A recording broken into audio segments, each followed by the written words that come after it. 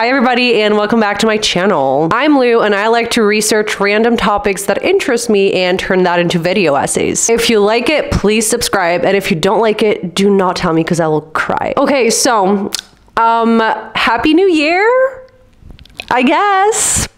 I forgot I had a YouTube channel. It happens, okay? Sorry. But I picked up a new hobby, okay? And it's actually like, I think that specific hobby should not qualify as a hobby. It should qualify as a fucking addiction. I started diamond painting, y'all.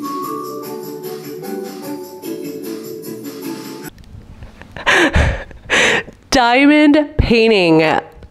Okay, if I have one piece of advice for you guys, do not ever start diamond painting because like I have not left my fucking house. But anyways, I plugged my brain back in at some point last month and I started researching a topic. Today we're here to discuss this topic that I took interest in after seeing a certain type of videos on TikTok. They just started popping up on my For You page on TikTok. And so it's basically moms cooking for their children and toddlers. And like they show the process of cutting the meat, cutting the veggies, whatever, cooking everything, making the bread from scratch sometimes. And I'm mainly thinking about Marlo Eats. So Marlo's little girl and her mom makes her amazing meals, like super aesthetic and healthy with good quality products. And honestly, that Marlo toddler eats better than I do. So most of this niche content features super healthy foods, not processed, lots of fruits and vegetables, and other stuff made from scratch or homemade. And the comments are overall super positive. Clearly, no one is wondering how these moms find the time,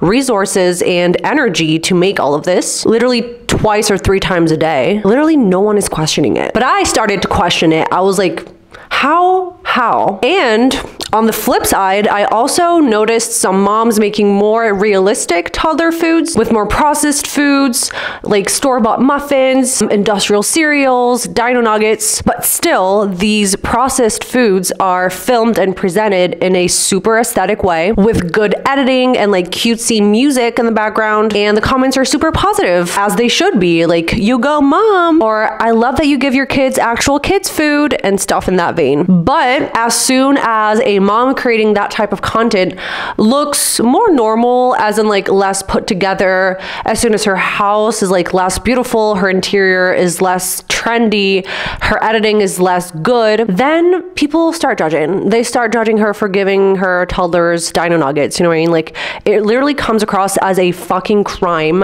whenever a normal looking mom in a normal looking house starts giving processed foods to her toddlers. I stumbled upon a video of this mom making breakfast for her girl.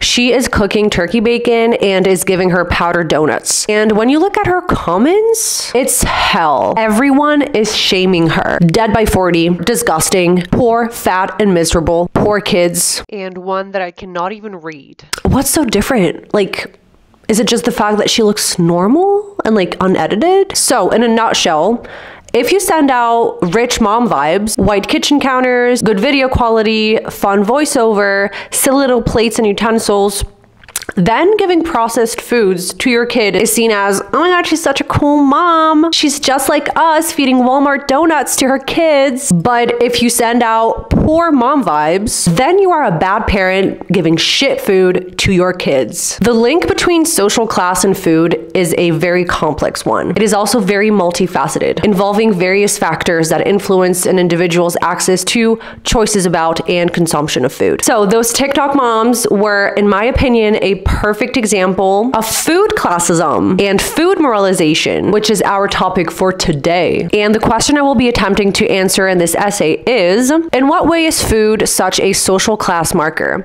How is good food a privilege? So the first part of this video is going to be a brief history of social class differences in food consumption throughout the years. Then we'll focus on the food police, aka the upper classes, as food moralizers. And we'll finish this essay by discussing the privilege of health and food accessibility, cheap food as fast food, food deserts, and stuff like that. So let's begin. Let us begin. Part 1, history of food and social class. Social class differences in food consumption is an age-old fact. Ever since human societies came to be, diet has been a marker of social class. Food intake has always reflected a social hierarchy, and it's always defined civilization in many ways, and most specifically in 3 ways: food stability, choices of food, and manners of serving and consuming. Let's focus on the first concept here. So, food stability. Food is longevity. Food is a necessity for a well-functioning society. In early societies, once the food supply was stable and guaranteed, then people could focus on secondary ways to improve their well-being, such as building shelters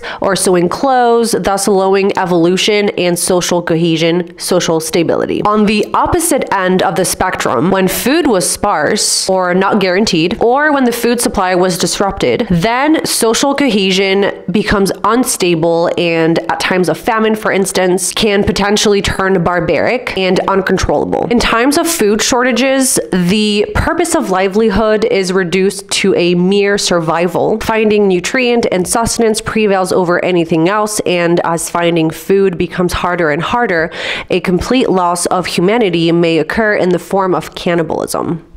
I know, we're 5 minutes in, we're already talking about cannibalism. John of Trocolo, in their text, The Famine of 1315, says, "Men and women in many places secretly ate their own children. And what act is more desperate than this one?" Now, looking at the choices of food, which means that options are not just based on personal preference, but mainly constrained by socioeconomic circumstances. Social classes clearly show significant differences in food intake. People from the lower class, historically, and it is still relevant today, consume whatever food is available. The upper classes, though, don't just focus on the flavor of the food, but also on the aesthetic of it. The history of pizza is a great example of the lower class creating food out of available and cheap ingredients that the upper classes later appropriated and made more desirable. So it goes like this. Around 600 BC in Naples, the lower class was starving, and as a result, they would eat various flatbreads with simple toppings, literally whatever was available that day, just to fill their stomachs. Over time, the upper classes started adding nicer delicacies on that flatbread, and the pizza became beautiful and gentrified somehow. Isn't that crazy how the upper classes have always tried to cosplay poverty and appropriate what the lower classes create? Incredible. Literally, that's a Tuesday on TikTok. Sociologist Pierre Bourdieu says, the food eaten by the upper classes reflects tastes of refinement, and these refined foods are historically highly exclusive food items, aka high demand, low supply. For instance, according to Professor Whitney Strong, medieval kings saw plants or any type of food that came up from the ground meant to be for the lower classes. The arrival of spices through the spice trade in Europe is a good example of a high demand, low supply luxury food. By the way, sugar was included in the spice category then. Most commoners only had the option of eating cottage cheese, bread, and lean meat because of easy availability. Bland food was synonymous to lower class foods. Wealthier citizens had many more options for spice. For example, in 1452, it was recorded that the Duke of Buckingham bought 316 pounds of pepper and 194 pounds of ginger that year, according to the Medium journalist Eileen Cowan. She says, clearly, spice was tied to wealth and the gentry knew it. They used spice to show off as well as guarantee attendance to their feasts, therefore further solidifying their stature in the highly classed social order. Contrary to popular opinion, heavy use of spices was not to cover up the taste of rancid meat, rather it was used to cut into the saltiness of preserved meats.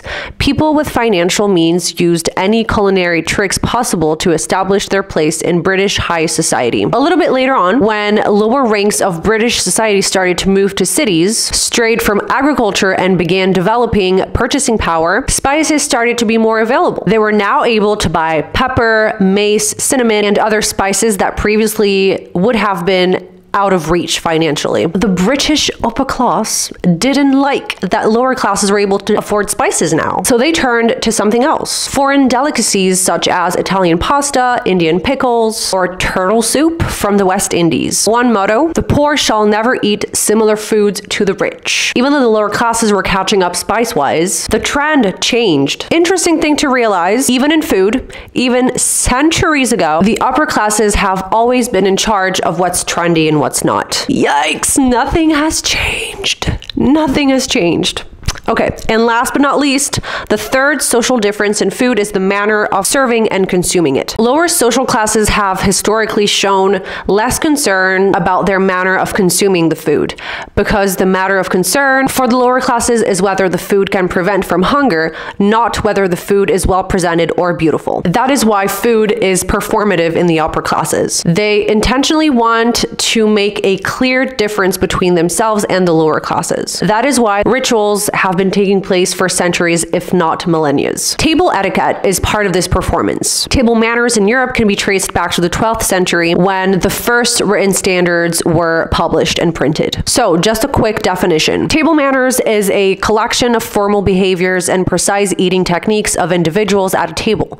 Such manners pertain to the moral values which help ensure civility and the cohesion of a society, according to elementarium.org. In the 12th century, the church wanted to ease the moral standards and customs of feudal society and contributed to the codification of these table manners, mainly by prescribing control over one's gestures. Courtly literature also played a role by romanticizing the importance of hospitality, the quality and quantity of dishes, the beauty of the cutlery, of the clothes, and of the people sitting at the table, all of which fall under the umbrella of wanting to reflect moral virtue. And back then, table etiquette was what differentiated you, an upper class person, from a lower class, unseemly or rustic person. That is actually Erasmus's doctrine in, hold on, I'm about to speak Latin. De civilitate morum puerilium.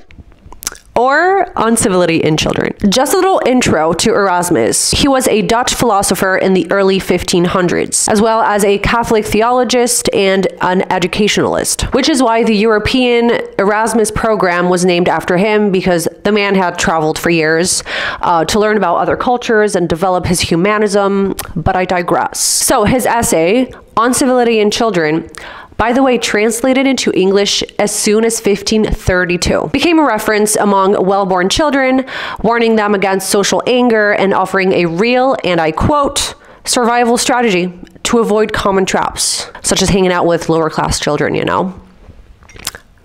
That is such a common trap. Another super well-known handbook is Usage du monde, règles du savoir-vivre dans la société moderne by Baroness Staffy, which was published in the 19th century, which soon left its mark on the bourgeois society in Europe. Many other good manners handbooks were published throughout the years up until today. If today, good manners handbooks are not openly classist, even though the sheer classification of good and bad manners is intrinsically classist, they still frown upon unsuitable behavior and classes it as vulgar, annoying, or disruptive. Another part of the upper classes eating performance is putting on an actual show with extreme displays of the abundance of food, as in hundreds of various dishes, silver cutlery, hundreds of servers, exotic foods, and stuff like that. A great example of this display of wealth through a food setting would be feasts at the table of French King Louis XIV, who reigned from 1643 until his death in 1715. Aside from being the longest reigning king of France, 72 years and 110 days, he was also the most extra king France had to endure. Reiterating, for 72 years, referring to himself as Le Roi Soleil, or the Sun King. Yeah, that gives you a little bit of the drama this man was. Anyways, historian Gilles Perilloux gives a complete list of what an everyday meal looked like at the king's table. 250 dishes on the table and an abundance of food on the daily was common under the reign of Louis XIV. There were 5 services of 50 dishes each. The first act would be the entrees, and I'm going to take a deep breath. Oysters, soups, game meat, ragouts, pieces of common meats, fried meats, venison loin. Then would come the roasts. Pork, pheasant, wild geese, birds, capons, swans, peacocks, herons, storks, cormorants, bittern, fallow deer, fawn, stag, all of which would be served with salads, oranges, lemons, and anchovies. Then we have fish and gelatin, fish and sauce. After that, the entremet. Sweet spinach pie, veggies and sauce, mushrooms, sweetbread, stuffed eggs, marrow beignets, sheep's tongue, ram kidneys. And finally, the desserts. Almond cake, fruit cake, jelly, French cheeses, fresh fruit, jam, and strong liquor. All of that accompanied by music, dancers, and or theater. And I don't know if that is an urban legend or not. I could probably just look it up on Google, but I saw somewhere that on royal cutlery from the French court, there were like lyrics, and it was like the old school karaoke, like engraved on the handle of the fork or whatever, so that people could like follow along with the show that was happening. I could have just made that up. Anyways, but yeah, all of that accompanied by music and or theater. Yeah, that was a lot. That was a lot. Every day, twice a day. Meanwhile, the French people, the commoners, the peasants, starved literally because there was a famine going on in the late 1690s. I think 1693, 94 or something. Tone deaf, Mr. King. Tone deaf. So having analyzed food in those 3 categories, so stability, choice, and manner of consuming and serving, we got a better idea of how intertwined food and social classes are. Now, moving on to the present days, or at least the modern times, let's focus on the food moralizers and their actions, the upper classes. Part 2, the upper classes as food moralizers. In today's Western culture, lower class people still consume the food that is available to them, and upper class people still consume food that is deemed exclusive and or rare. It's taken on different forms though. Because of inflation, food prices are a daily concern in many lower to middle class households, and many of those households are thus forced to modify their diets and the food they buy to be able to make ends meet. That is not the case for the upper classes. Not having to care about the price of food is a privilege that is taken for granted in those populations. Upper class people can be shocked upon seeing lower class people eat processed foods and cast judgment more often than not, as we can see on TikTok. And that is where I'm going to start my part 2, the vilification of processed foods. Let's begin with some statistics. According to the US federal poverty guidelines, a family of 4, so 2 adults and 2 children, that earns less than $25,750 a year is considered living below the poverty line as of 2019. It is estimated that about 38.1 million Americans live below that line. Processed foods being generally drastically cheaper, those low-income households usually choose unhealthy foods to meet basic needs. In an article titled Unequal Food Work, Situating the Sociology of Feeding Within Diet and Nutrition Disparities, written by Priya Feeling Singh and Marin Olisjak in 2023, we learn that, and I quote, inequality manifests in how we eat. In the United States, this inequality is commonly evidenced by a wealth of epidemiological research revealing significant socioeconomic and racial/ethnic diet disparities nationwide. While overall American diet quality remains poor, according to the CDC in 2022, long-standing disparities among both adults and children continue to widen. These disparities largely privilege non-Hispanic white Americans and those with higher incomes and more formal education, albeit with notable nuances. Compared to adults with higher incomes, lower income individuals tend to consume fewer fruits and vegetables, more sugar-sweetened beverages, and have lower overall diet quality. The article also goes into very interesting details about how the value of food within the family has different priorities in different social classes. In food-insecure households, aka the lower classes, the priority is to ensure children have enough food to eat, with less concern about that food's nutritional content. In contrast, higher class households have the social and cultural capital to enact a highly valued food habitus and possess the resources to spend money on organic food. Still, according to the aforementioned research, those food-conscious upper-class moms are usually college educated and have the ability to read, analyze, and understand food labels. Because I started this video essay bringing up TikTok mothers showing their kids' diets, let me circle back to that. It has been proven by Kearns and Johnston in their piece of research from 2015 called Feeding the Organic Child, Mothering Through Ethical Consumption, that, I quote, middle and upper class mothers are more likely to ideologically adhere to intensive feeding standards and actively regulate their children's consumption. Researchers have also linked food habits being central to mothers more than fathers, according to Brenton in Maternal Food Work at the Intersection of Race, Class, and Gender in 2017, and Cappellini in Unpacking the Lunchbox, Biopedagogies,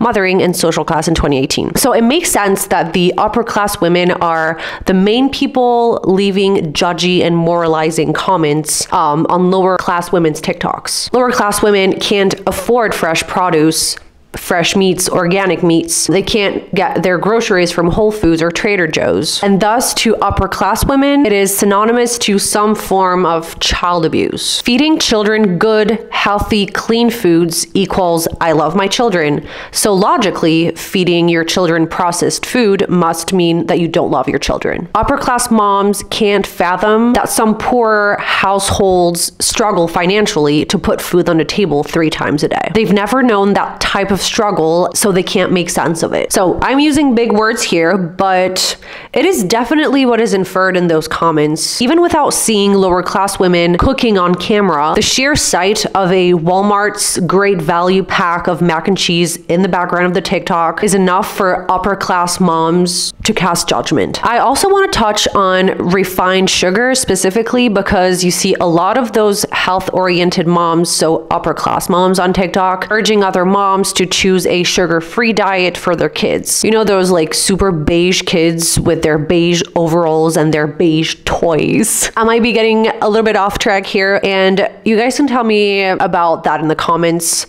But I remember that back in elementary school, some kids in my grade were not allowed to eat sugar. And I remember being super sad for them because they had like almonds as a snack at recess, and frankly I was just super confused back then. But turns out I was just from a lower middle class family. Talk about class awareness. But yeah, going back on track, family income is inversely related to sugar intake according to a research by the American Diet Association dating back to 2010, which means so the lower your social class, the higher your sugar intake, and on the flip side, the higher your social class, the lower your sugar intake. All of that regardless of gender. The same trend can be observed in relation to the level of education. The higher the level of education, the lower the sugar intake. And the lower the level of education, the higher the sugar intake. So in conclusion to that thought, we can say that sugar is closely intertwined with social class as well. Sugar intake is a socioeconomic marker. I'm gonna go deeper into the health factor in the next part, but from a sociological standpoint, food is a social marker in general. So to finish on the topic of food moralization from the upper classes, I want to talk about restrictive diets, such as veganism or the keto diet, for example. We've established in this part that being able to afford fresh produce and pick and choose what we want to eat as opposed to what is available to eat, restrictive diets are intrinsically a super upper class thing, because like you restrict your diet and you have the luxury of being able to do so. So I want to specifically focus on veganism here because I think it is a prime example of a diet linking specific food classes and an ideology. I am in no way shitting on vegans here.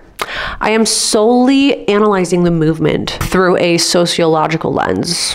I like that. I like that. With that being said, when I say veganism here, I am referring to white Western veganism, which has been described as classist, elitist, whitewashing, and appropriating cultures. And some organizations even urge white vegans to decolonize veganism. Because lest we forget, veganism has its origins in some of the most low-income societies in ancient India. Moving on to present-day Western veganism. So a British journalist for the Shout Out Journal named Katie Kenyon says in her article titled Veganism, a Choice or a Privilege, says, veganism is a privilege in a number of senses. It is a privilege of education, having the ability to discover and research it, which is a necessary part of engaging in the diet safely and healthily.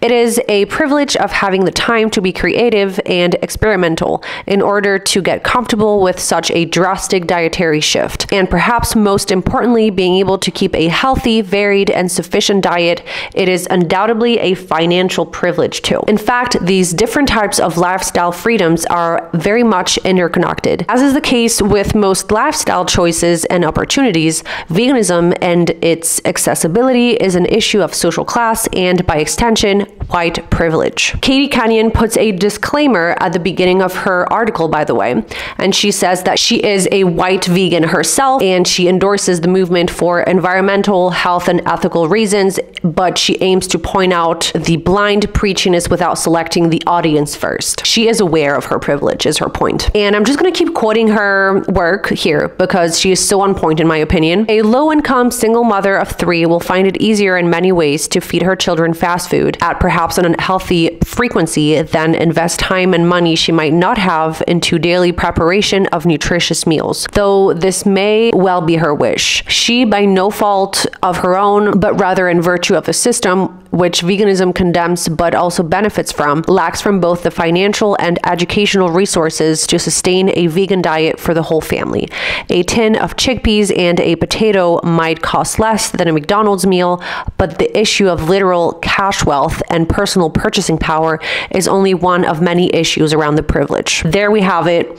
Not being able to feed your kid or yourself the diet you'd like to follow for health or principle is not out of laziness or whatever, it's because of financial restrictions. Having to feed your kids McDonald's doesn't make you a bad mom. Not being able to quit eating meat doesn't make you a heartless or unethical person. It just makes you a human that is trying to eat food. Like, of course, everyone would love to be able to eat healthy, fresh produce, but it's just not realistic from a socio-economic standpoint. And I don't want to lose track on another tangent here, but let's not forget that we are in late stage capitalism right now, and it's getting harder and harder to have your basic needs met. So put yourself first, disregard people judging you for habits the upper class deems bad that you cannot financially change as of right now. So yeah, she pretty much summed it all up, and we've come full circle on this matter. So yeah, that was my take and analysis on the food police and the moralization of food. Now we can move on to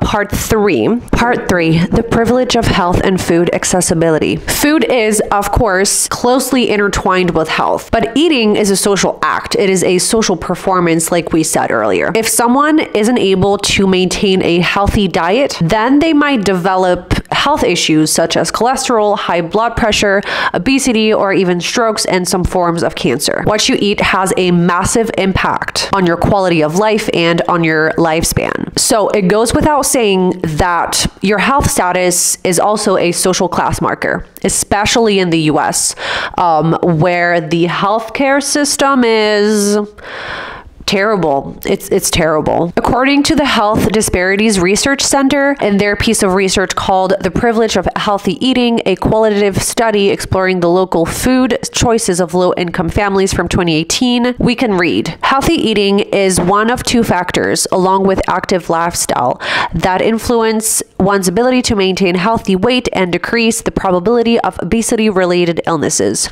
According to the Dietary Guidelines for Americans 2015-2020, Healthy eating emphasizes fruits, vegetables, whole grains, and fat-free or low-fat milk and milk products, includes lean meats, poultry, fish, beans, eggs, and nuts, is low in saturated fats, trans fats, cholesterol, salt, and added sugars, and stays within your calorie needs. In order to achieve healthy eating, the CDC recommends to develop a balanced diet plan, substitute high calorie for lower calorie ingredients while cooking, and replace unhealthy eating habits for healthier ones. Now, all of that sounds great. Don't get me wrong, it sounds great, but how does one have access to healthy foods, fresh produce, low-calorie ingredients? People have to be able to access that kind of food. If you live in a rural area or in an underprivileged area, if you don't have a car, or if the nearest supermarket is 10 miles out, then it becomes difficult to follow those CDC guidelines. In that research I mentioned earlier, they interviewed a panel of lower-class women from rural areas, especially Appalachia, 15 to be precise, and asked them questions relating to their understanding of what healthy foods are. I quote, "In order to explore potential differences in understanding the importance or value of healthy and fresh foods, participants were asked several questions about their knowledge and attitude towards healthy eating. Results showed that most of the participants from this study had either general, 6 participants, or deep understanding, 8 participants, of what represents healthy eating and wanted to improve their own pattern of eating. Similarly, according to a report by the Share Our Strength and APCO Insight 2012, low-income families were interested in learning more tips and strategies to plan and prepare healthy meals that are easy to cook, affordable, and tasty." So, doesn't that completely invalidate the fear-mongering spread by the upper classes that lower-class people eat fast food from lack of education or just don't care about their health? Moreover, and I quote, "Unfortunately, despite a rather clear understanding of the benefits of eating healthy, many of the participants mentioned multiple constraints, including high prices, lack of time to buy and cook healthy meals, and the needs and preferences of their children. Although multiple studies reported that time and money are among the most important constraints for healthy eating, it is important to continue exploring these and other constraints towards healthy eating and behavioral change. Inflexible schedules, unreliable transportation, and lack of social support systems may significantly limit one's ability to visit farmers markets and benefit from its multiple healthy resources. They want to, they just can't." I touched on the issue of food deserts in my previous video, The Disappearance of the Third Place. Go and watch it if you haven't, please. And to be fair, I have just given like a quick definition of it, but I want to go more in depth into the concept here because it is not that far-fetched to say that food deserts are directly responsible for declining health because of lack of fresh foods available. Many rural and inner city communities have no convenient options for securing affordable and healthy foods, especially fresh meats, fruits, and vegetables. Food deserts coincide with high poverty areas who have lower level of education, lower incomes, and higher rates of unemployment, according to a 2014 study from Johns Hopkins University, and thus make it that much harder for people to be healthy and for kids to grow up with a balanced diet. Race and ethnicity wise, food deserts are a disproportionate reality for Black communities who have the fewest supermarkets in their areas, while white communities have the most. Multiracial communities kind of fall in the middle of the supermarket count spectrum thing. According to the USDA in their food access research from 2017, it is estimated that nearly 39.5 million people, or 12.8% of the US population, live in low-income areas, and that within this group, 19 million people, or 6.2% of the American population, has limited access to a supermarket or a grocery store. I found an article on the American Heart Association from June 2016 interviewing Jetty Young, who gives a perfect testimony illustrating all of the disadvantages of living in a food desert. So Jetty lives in a town 7 miles from downtown Austin, Texas, and about 9 miles from the nearest major retail grocery store. She says, and I quote, "I know that doesn't sound like very far, and most of the time it isn't, in a car or on a bike or by bus. But there is no regular bus route in this area, and anyone familiar with FM FM 973 will understand when I say that it is not a safe roadway for average cyclists on a daily basis. The speed limit is 55 miles per hour traveled by large trucks and delivery vehicles, and there is just so much traffic.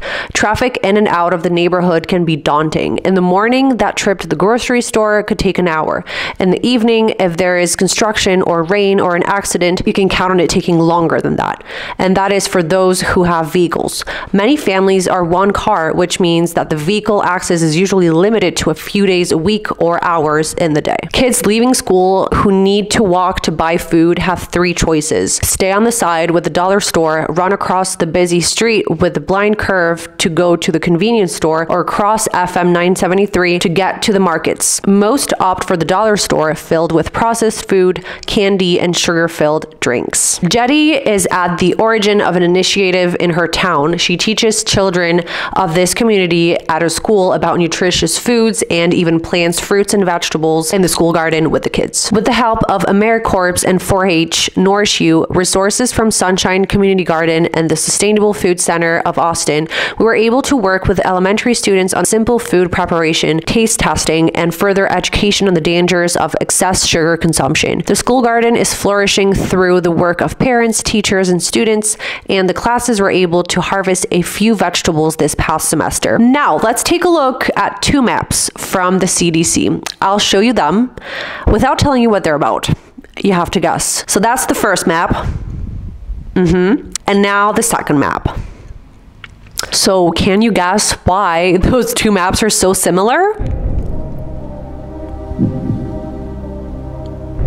That's because the first one shows obesity rates and the second one shows median incomes by U.S. county. Yeah.